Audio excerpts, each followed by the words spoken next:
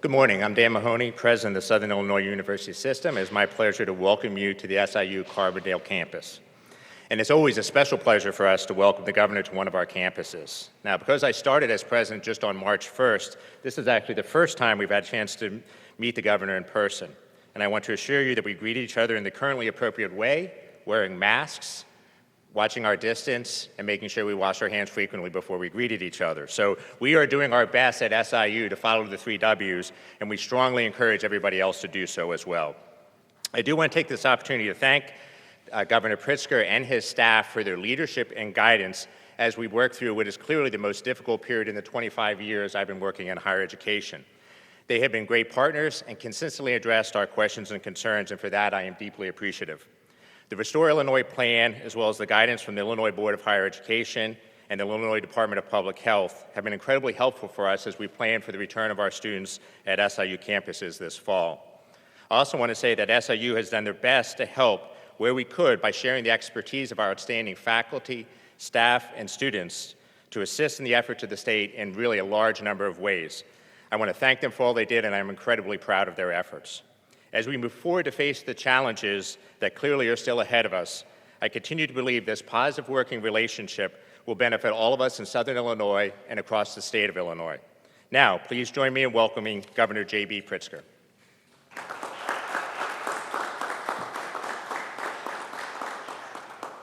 Thank you very much, Mr. President. Thank you for all the amazing work that you and your staff do, of course, to keep everybody safe and healthy, most importantly, but also to dedication to so many people across this region and, frankly, across the United States. I'm also grateful to Mayor Mike Henry and to Representative Dave Severin and to Jackson County Health Department Administrator Bart Hagston for joining us today in this announcement. I'm here today because the COVID-19 pandemic, which once seemed tame in Carbondale and throughout the entire region, is now surging here. It's worse than in Chicago. And I'll be frank, if we don't see some change here, the virus will cause some businesses to close and an increasing percentage of people to get sick, and some will even die. Right now, Jackson County is one of only 11 counties that has triggered a COVID-19 warning level from IDPH because there's an extremely concerning issue with the number of cases per resident. The county is now at more than quadruple the level that sets off alarms at IDPH. That's not all. The average rate on a daily basis of people getting the virus in Jackson County is above our key threshold of 8%. And more people are showing up in emergency rooms with COVID-like symptoms. Southern Illinois and Metro East are both seeing troubling trends, with 7-day rolling positivity rates of 7.4% and 7.3% respectively. These are the highest in the state of Illinois. I'll remind everyone that the health metrics that will send a region back to tougher mitigations are these. If a region sees 3 consecutive days of a positivity rate averaging 8% or more, or if a region experiences 7 out of 10 days of increasing positivity rate plus a sustained 7-day increase in hospital admissions. With a situation like this, it is virtually and vitally important for local leaders and residents alike to follow and evaluate the facts on the ground in your community at a more granular level.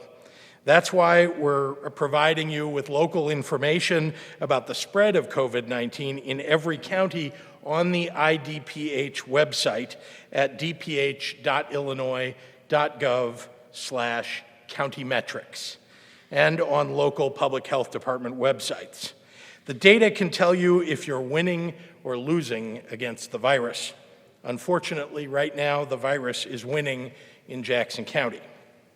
I was very encouraged, though, to see that just a few days ago, the Carbondale City Council unanimously approved a city ordinance to enforce our statewide mask mandate, and that the county state's attorney is supporting the enforcement of mitigation at bars and restaurants.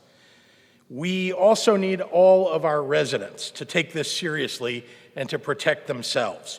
No matter how young and invincible you might think you are, the largest increase in cases is occurring among young people in their 20s and below. This virus is dangerous, no matter how young you are, because of the long-term damage it can cause you, and because you can spread it to others you come in contact with who may even be more vulnerable than you are. In addition to school graduation ceremonies and crowded bars, among the traced origins of Jackson County's outbreaks are parties held by SIU students coming back early for athletics and orientation activities. I know that coming back to college is a celebratory time for so many young people, but I can't emphasize enough that we need everybody to do their part in the fight against this pandemic. Large gatherings and large unmasked gatherings in particular are a no-go. This is serious. This is about the health of older adults around you, everyone from parents to grandparents to strangers on the street. But it's also about the health of our young people. Many who have recovered from COVID-19 are still experiencing debilitating health issues. They can't play sports and can't fully catch their breath, many of them, and many get tired easily. The first COVID-19 patient in the nation to receive a double lung transplant, a procedure performed right here in Illinois, was just 28 years old. Yes, the odds are high that a young person won't die from COVID-19, but you don't want to be the reason that someone else does, and you don't want to live with the long-term consequences of COVID-19 either. Yesterday, I launched our statewide mask campaign in Springfield. It's an awareness campaign with a straightforward tagline: "It only works if you wear it." Just like a seatbelt or a bicycle helmet, a mask is a precautionary measure against the worst possible outcome. But it can't keep you healthy if it's in your pocket or sitting around your neck. It only works if you wear it, and wear it over your nose and your mouth. Illinois has made so much progress battling COVID-19, but we're seeing troubling signs, and each of us can make a difference. We can turn this around. It's imperative that we hold on to the success that we've had against the virus. This is our moment to pull together to make sure we keep ourselves and our families and our friends and neighbors healthy and safe. It's our moment to be the best version of community that we can be. Thank you, and now I'd like to turn it over to Jackson County Health Department Administrator Bart Hagston. Bart?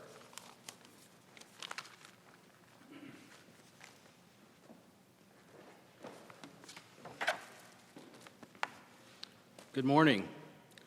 Thank you, Governor Pritzker, for the introduction and for your leadership during this pandemic. It's greatly appreciated. I am proud to be here representing the staff of Jackson County Health Department. They have amazed and inspired me throughout this pandemic for all they do to serve this community. So thank you to my staff. I'm also proud to be here on the campus of SIU Carbondale, my alma mater, and I'm proud to be working with campus officials on their plans to safely return to school. SIU is a significant part of Jackson County's economic and cultural foundation, and we take seriously the mission of keeping safe the campus and the surrounding community. The rising number of COVID-19 cases over the past 3 weeks has been alarming in Jackson County. Over the past 21 days, there have been 287 new cases of COVID-19 in Jackson County. This represents 44% of our total cases to date in just 3 weeks. Almost 70% of those new cases during this time frame have been in young adults, those in their teens and late 20s, as the governor alluded. However, I am hopeful that we can chart another course. Right here on this campus, young adults have been achieving remarkable things for 150 years. Now, young adults in Jackson County can make a difference by following the oft-repeated public health precautions: social distancing, wearing a mask, washing your hands, limiting group size, staying home if you are ill, even minor symptoms. Your actions hold the key to reducing COVID transmission and ensuring our schools and businesses can continue to operate and serve the community. Thank you for the opportunity to speak, and remember, it only works if you wear it. Now I'll welcome Mayor Mike Henry to the podium.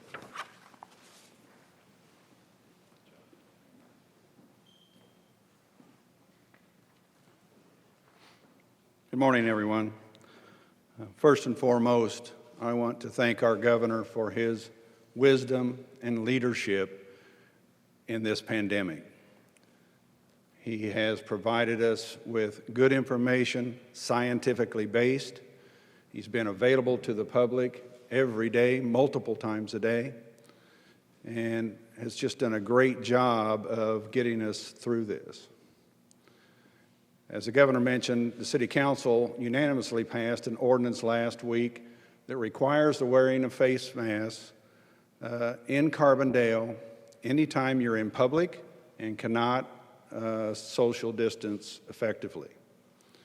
We also have an ordinance on the books from about 3 weeks ago that restricts occupancy in our entertainment venues, primarily the bars, to 25% of their normal occupancy or 100, whichever is less.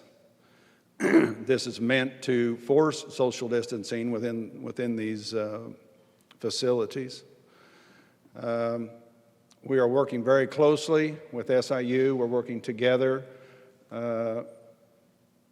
working out a way to deal with our house parties. We know that's the place where we're going to have some issues.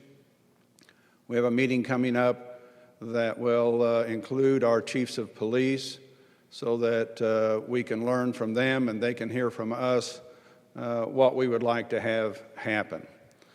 You know, it hasn't been that long since I was a student at SIU. I guess it was 1972 when I graduated. Maybe it has been that long. But I remember what it's like to be young and bulletproof and want to have some fun. And that's a big part of the university experience.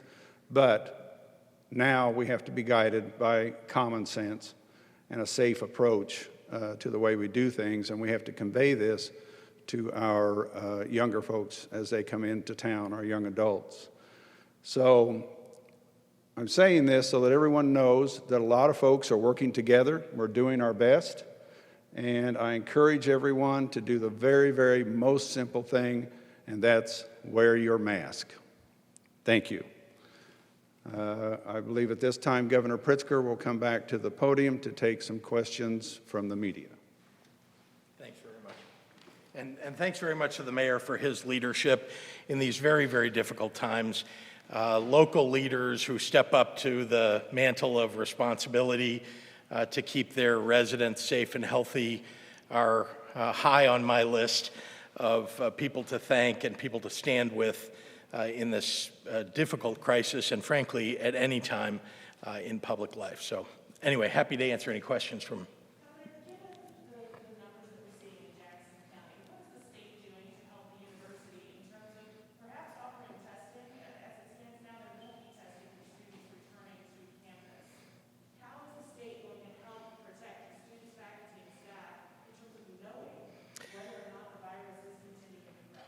There are a variety of ways that our departments, the IBHE, the Board of Higher Education, as well as IDPH, are working with Jackson County officials as well as with university officials to make sure that we're providing available testing.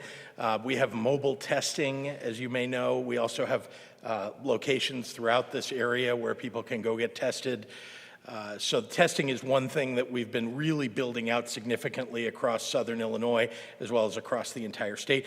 Contact tracing is also incredibly important. I know that the Jackson County Health Department is doing contact tracing, and we've provided grants to all 97 of the county public health departments or local public health departments to make sure that we're doing that.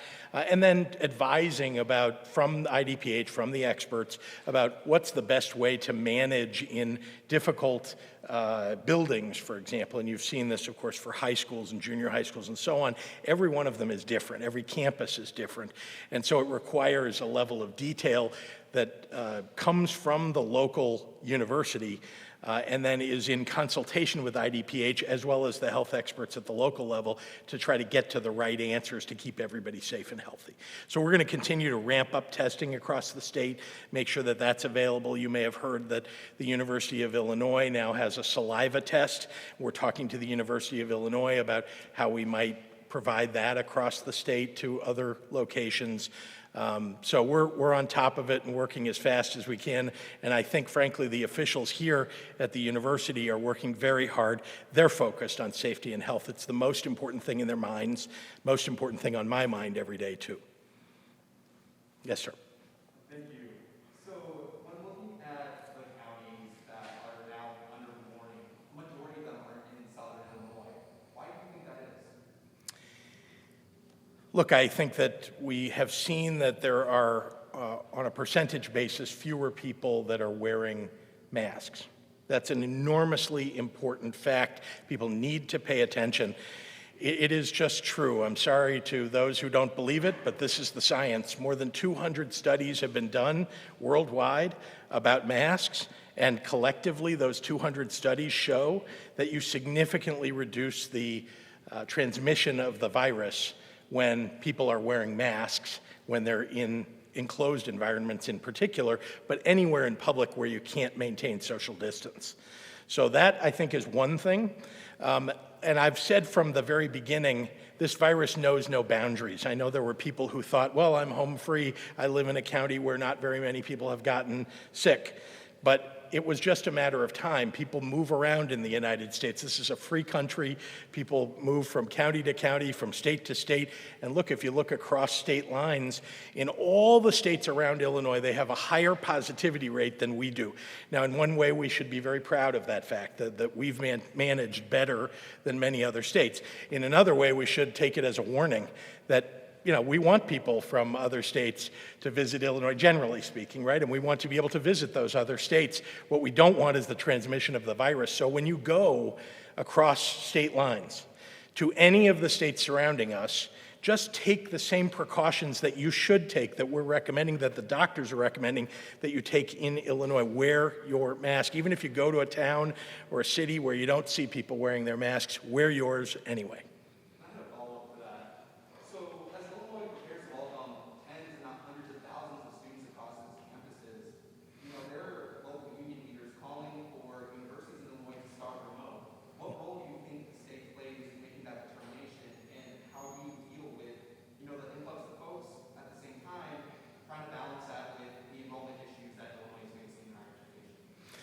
Well, it's hard to balance that last part, I must say, because we're focused on safety and health. So that's the number one thing overall, and I recognize that there are financial challenges for all of our universities if fewer people are coming to school. However, this is about safety and health. That is the number one concern of everybody here at SIU and everybody that is focused on the public health of the state of Illinois. We want people to be safe and healthy.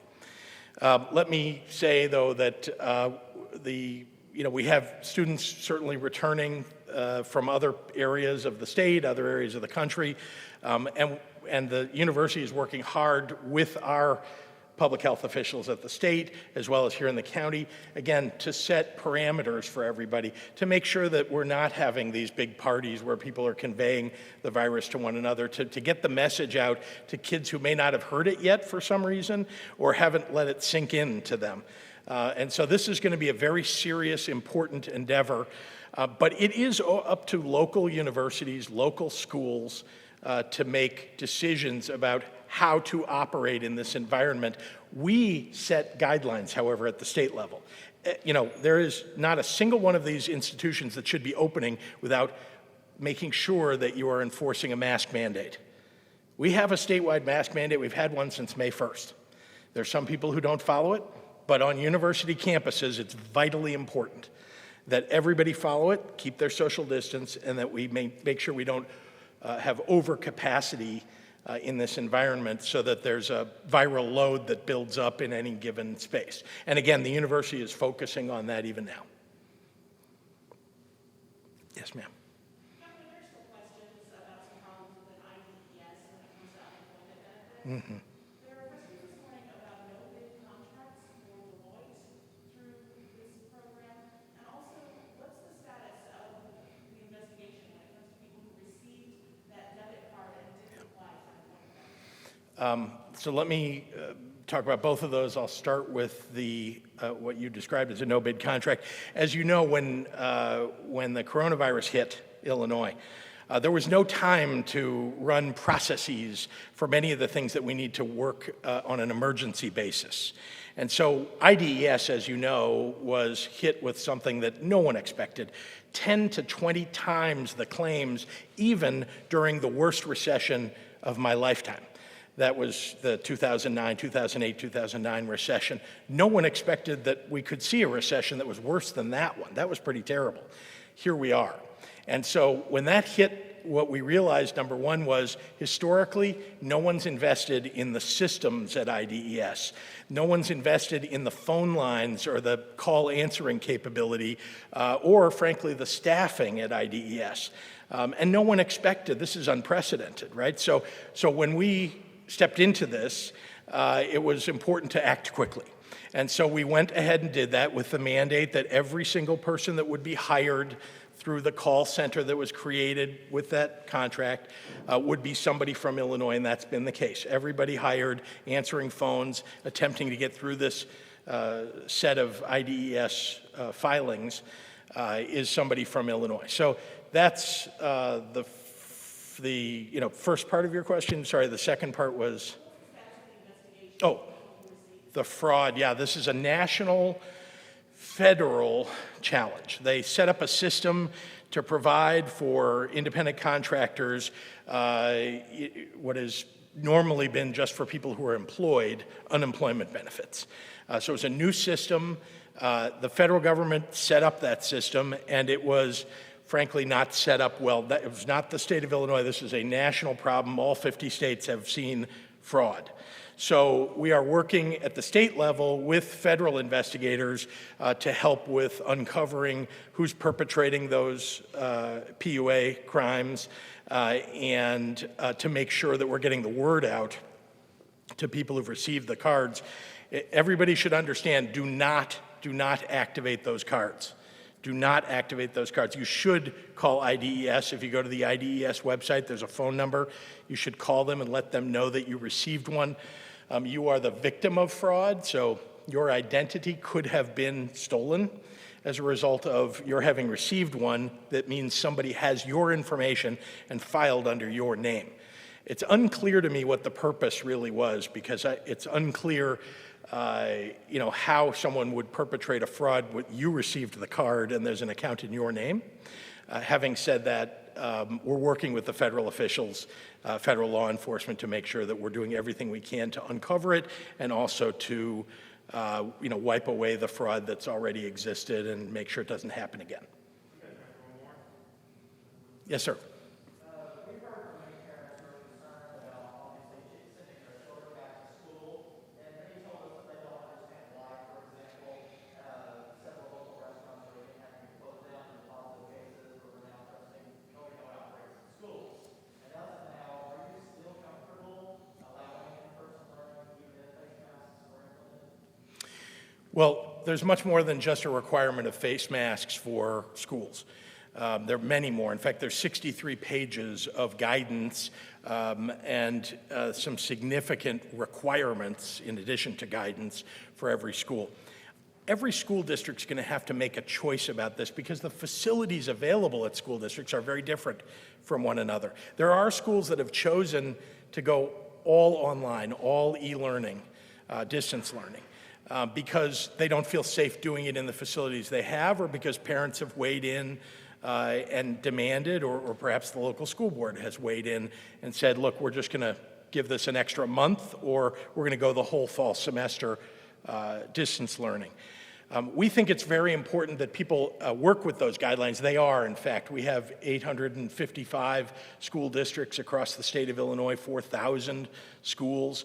Again, all of them are different. Some are at capacity in terms of the number of kids who, previous to coronavirus, could ever go to school. Now you'd have to cut back on that capacity, right? And then other schools that were at half capacity or even a quarter capacity just because of population shifts, and therefore they could use more of their space with fewer number of kids per square foot.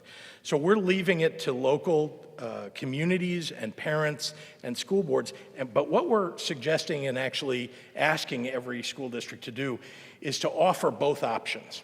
Because there will be kids who have immunosuppressed systems or live with somebody in their own home who's immunosuppressed. And we do not want to to have kids spreading the coronavirus into those homes where there's somebody who's immunosuppressed. But again, these are choices that parents are going to make and that school districts together with teachers are going to make. And I think that's the best way to handle this. I will caution everybody that you remember what happened in the spring. The rate of increase, what some people call R0, was at over 3. That means that for every person who's infected, they're infecting 3 other people.